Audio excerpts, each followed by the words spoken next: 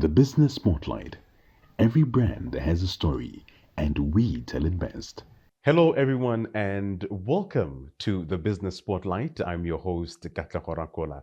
Thank you so much for joining us. This is the second episode of the brand new show that features Botswana's business leaders and gets a deeper insight into their operations and industries.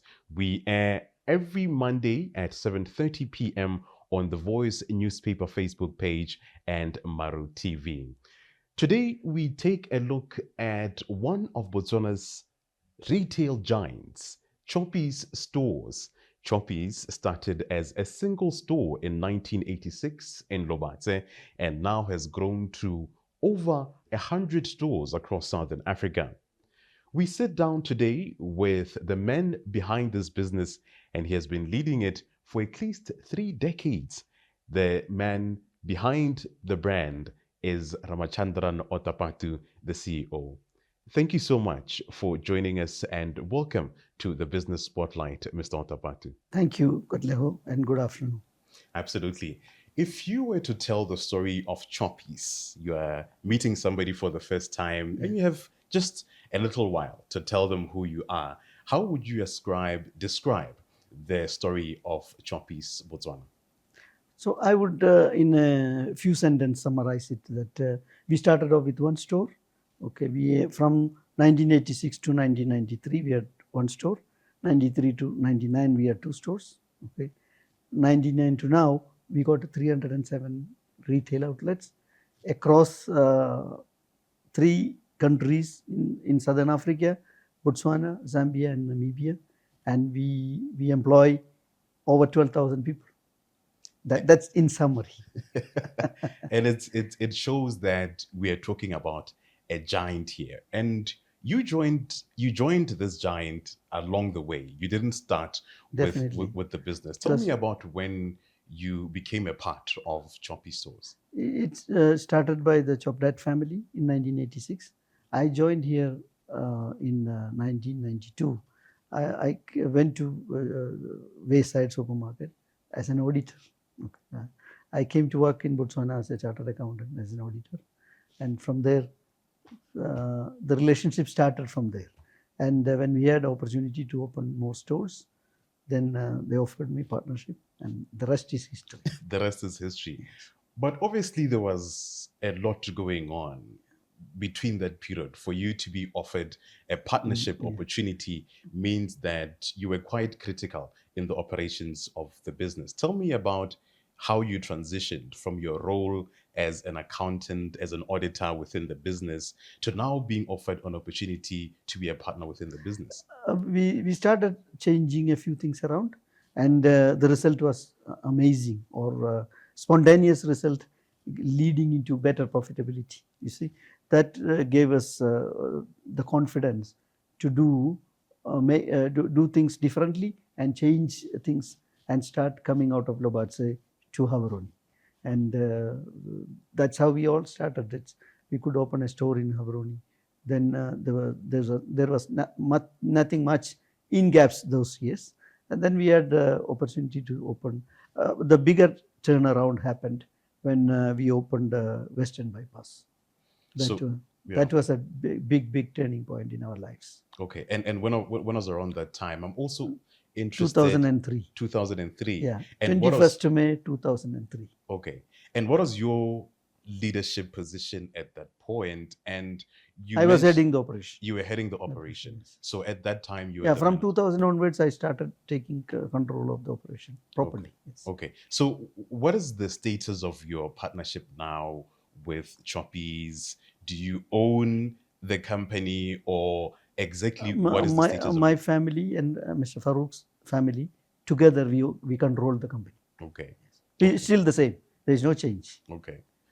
Tell me about the principles you put into the business when you got into it, because obviously it shows that they had a lot of results. The business started making profit. You were part of the expansion process. What did you bring to the business? What did you identify as opportunities to grow Choppies? We had a lot of constraints on working capital. We had a lot of debt in the business, in the company.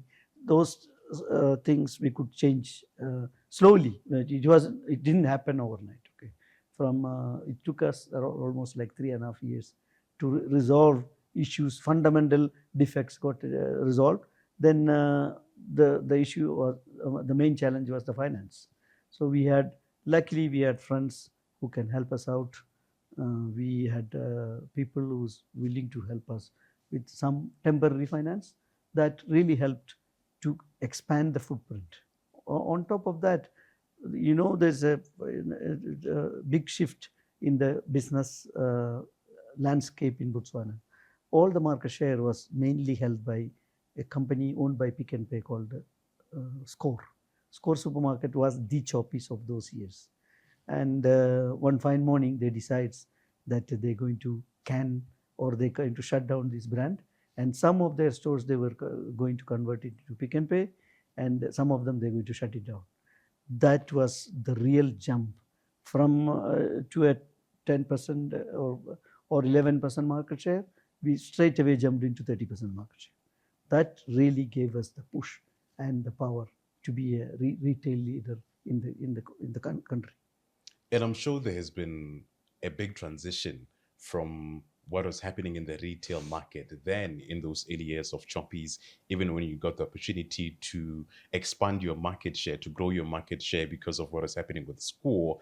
Now the market dynamics are different. What is the state of the retail market in Botswana? And are you able to give a contrast of what the main differences are from when you started and what is happening now in the country? It was a very limited number of players when we started.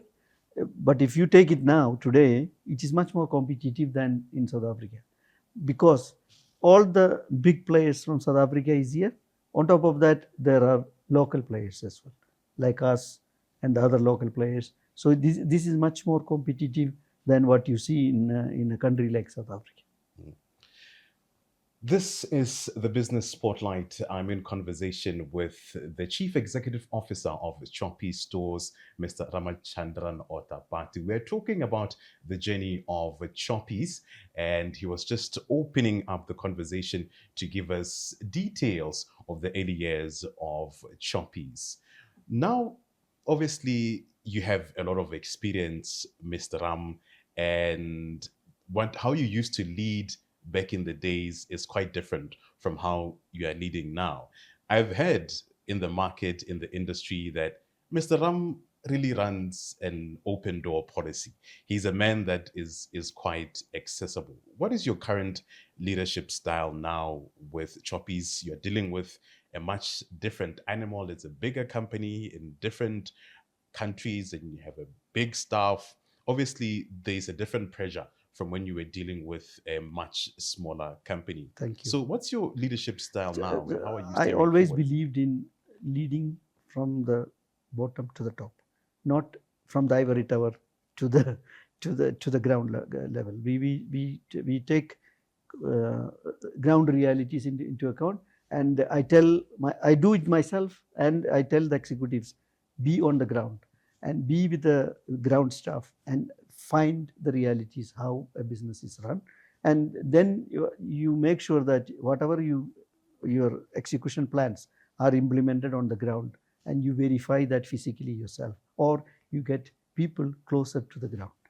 That's our style, and we run a purely open door policy. They can access. There's not many layers between me and a shelf packer, maybe 3 or 4 layers. So the third layer is the CEO. That is how simple it is and structured. And that gives also staff to get promoted quickly to the higher levels. And communications are much easier and speedy as well. But we still continue the same way. Yeah.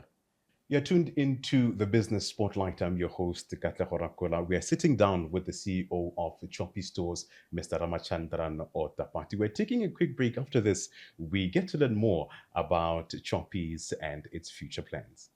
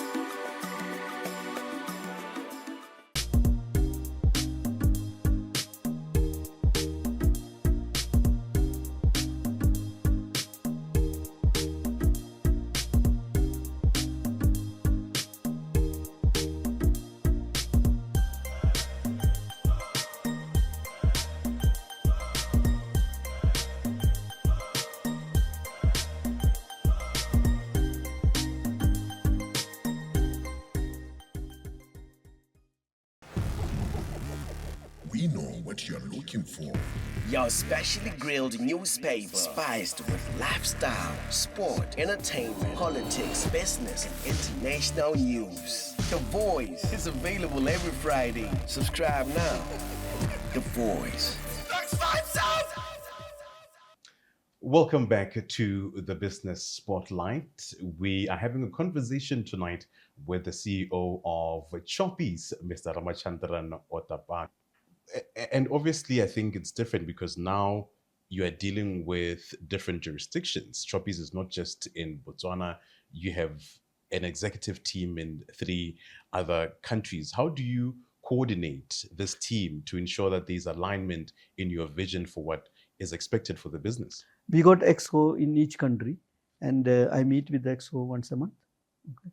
And without fail, I travel to each country. Once a month I am in Namibia, once a month I am in Zambia, and in Botswana I try to cover all the stores at least once a year. This 119 stores, I get to the stores. Absolutely. Yes. I wanted to talk a little bit about what is currently happening in the country. I think everyone is aware that Botswana is currently undergoing an economic slump. The mainstay of the economy being the diamond sector has not been doing well for a long time. And we're seeing reduced government spending, limited liquidity, reduced liquidity, and increased cost of living. How is that reflecting on the retail sector? Obviously, you depend on individuals to come and buy products from your store. How is this changed, this current situation of the country changed how you are doing as a business? We can feel that there is pressure on disposable income of the consumers. So, for example, in Botswana, the country's population walk in and out of Choppies 3 times a month. Our customer count is well above 6.7 million a month. Okay, so we get the first feel of whatever happens in the economy, whether it is good or bad. We'll be the first one to feel it. Okay. And we are currently feeling that the disposable income of the people, the masses, are the lower middle class and the lower class, the working class, is getting severely affected. They adjust themselves by changing the consumption pattern. Instead of buying a 750 ml bottle, they'll buy a 375 ml bottle. Okay. Instead of 10 kg, they'll try to buy 5 kg and extend the consumption. So those trends are visible in the system already. And what does that mean for the Choppies of numbers? Is there a reduction in profit? Can you give it a number to say there 20%? will be, we haven't felt a severe reduction so far. The biggest reason for the last reduction in profit was due to the exchange rate devaluation. Okay. We lost out heavily on the devaluation of the Pula because everything comes in rand. There's nothing is produced in Pula terms, unfortunately, in our country because it's a totally import dependent economy. So everything is denominated in rand. So that effect was there. We lost just around 50 million overnight just in the devaluation alone. Mm-hmm. But in terms of revenue loss, we haven't started seeing significant drops, but we did have a drop of 4.5% over the period of last 7 months. We are seeing other factors also come into play. There's now the US-Iran war that has been going on for at least 2 weeks now. And the biggest risk to everyone is really the price of fuel. As a major importer of fuel in Botswana and somebody who obviously depends on transportation, supply chain to ensure that goods and services come to your stores, how do you think this is going to compound onto the already existing pressures within the market? The moment South Africa starting to get increase in the fuel price, it will reflect on the commodity prices straight away. So Botswana fuel prices may take a few weeks to get it reflected, but South African price increase will have a direct impact. Within a week, the prices will start going up. So we just waiting for this thing. We are dreading that it is going to happen, and unfortunately, the poor man will get the pressure or feel the pinch immediately, because the commodity prices is the first one to go up. And what's the worst case scenario for this situation if the war is to continue and, God forbid, the fuel prices continue to hike? What does this really mean for the local market? Everything from the maize meal to the cattle feed, or you call it the shampoo to the toilet roll. Everything is going to get increase in price, and it will translate into hyperinflation, and disposable income further will cut down. You're tuned into the Business Spotlight. I'm your host, Katle Horakola. We are sitting down with the CEO of the Choppies stores, Mr. Ramachandran Ottapathu. We're taking a quick break. After this, we get to learn more about Choppies and its future plans.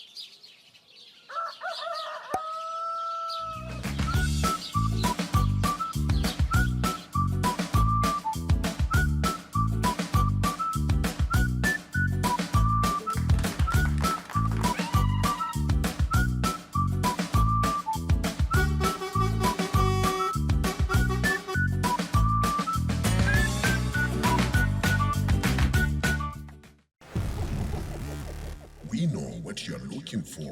Your specially grilled newspaper, spiced with lifestyle, sport, entertainment, politics, business, and international news. The Voice is available every Friday. Subscribe now. The Voice. Let's find some!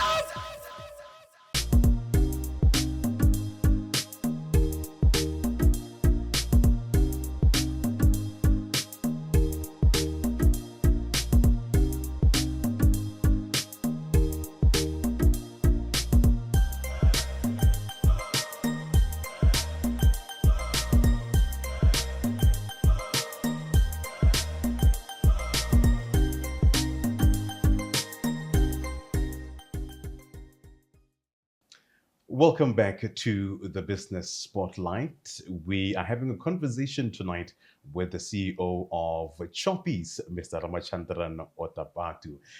Mr. Ramachandran Ottapathu, as we continue with our conversation, I wanted to look at the future of Choppies. Do you have any immediate expansion plans? What is big that we can expect to see happening in 2026 for Choppies stores? We opening a few more stores in Botswana, and our plans are that in Zambia we got 45 stores. We will add more number of stores in Zambia, and I'm expecting Zambian business to overtake Botswana in 2027. That's a grandeur plan. Okay. And what are the dynamics in Zambia? Why? Zambia is one of the, if you ask me, this is it's like Botswana. It's a top class economy, democracy, and significantly bigger population. It's a proper sized economy with 21 million people and resources to support the growth coming forward. And then beyond the current jurisdictions in which you are present, are there any plans to go outside this country, go further in Africa, go internationally? Because I think I've seen even some of your competitors operate in countries way outside Botswana. Is this something that is on your mind for expansion? Thank you. I'm not ruling out completely that we're not going to go. It all depends on the economics. Okay, if it gives a better return on investment for our shareholders' capital, and company gets better profitability and welfare for our staff, obviously we look at any jurisdiction. But we do have opportunities within the region to expand further. So there is no need or there is no pressure for us to just go and look outside sub-Saharan Africa. And then what are the opportunities for Botswana in your growth plans? I know that you do procure locally. Obviously, you can't get everything from Botswana, but there is a significant proportion of your products that you get from the local market. What are the opportunities for locals here, for the local industries that people can look out for from Choppies? We need to start looking at our MSMEs, that to empower them. At the moment, they are all struggling with finance and other support infrastructure. For example, being a middle income country, we don't get any grants, we don't get any. That is how, if you look at Zambia, a company like Unilever got maybe less than 5% market share. The multinationals got much lesser role to play in an economy like Zambia, because their local manufacturing have really come up of size and age. Okay. And their technologies are superior, and they got technologies imported from Asia and other parts of the world, and they're really doing a world-class service to the consumer community by increasing their size and capacity. And they'll be, even if there is no multinational, that country can survive. We are not nowhere near that situation, because we still like a satellite economy of South Africa. Yes, we still depend heavily on South Africa. Yeah. And in South Africa as well, there is nothing much of an entrepreneurial class other than the oligopoly characters of 4 or 5 players controlling the market. Zambia is completely different. And then when you think broadly about the Botswana economy, especially looking at the current state of the economy, what do you think are the opportunities? What should we be thinking about? How can we turn the situation around to ensure that Botswana has prosperity? We should be borrowing money without looking any limit and doing whatever possible projects what we can do today.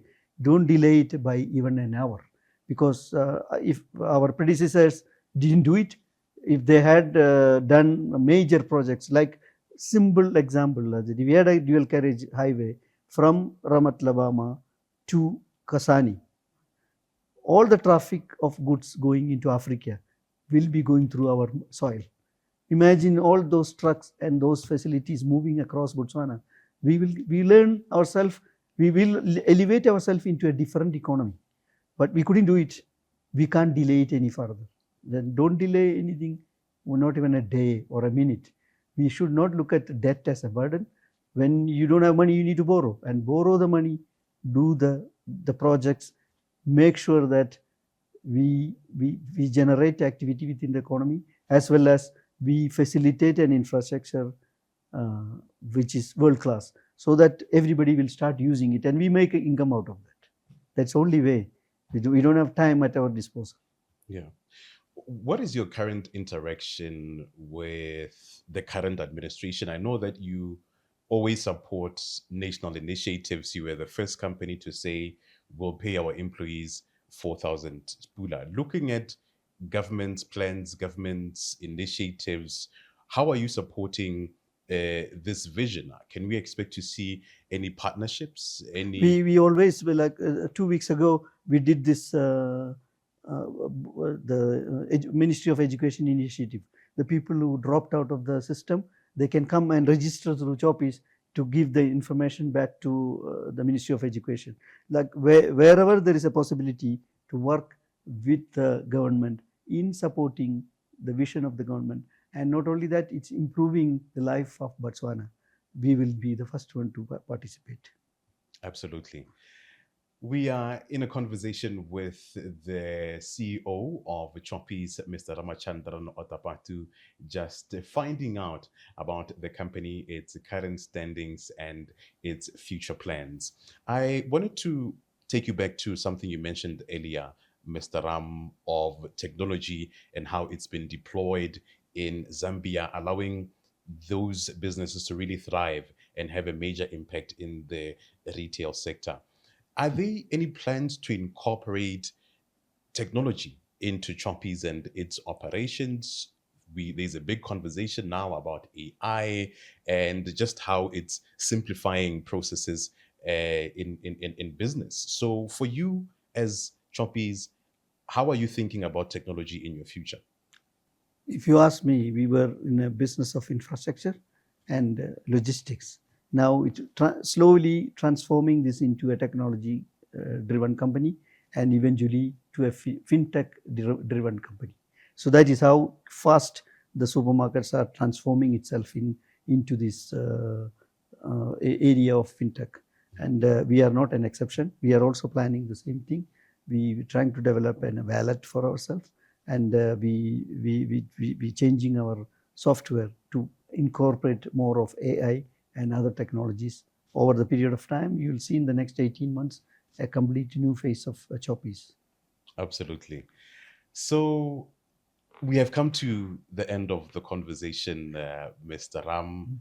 I was hoping you can leave us with a few parting words for somebody who wants to know who you are as the man behind Choppies and, of course, the brand. What would you say to them in closing, having said all we have said in this conversation?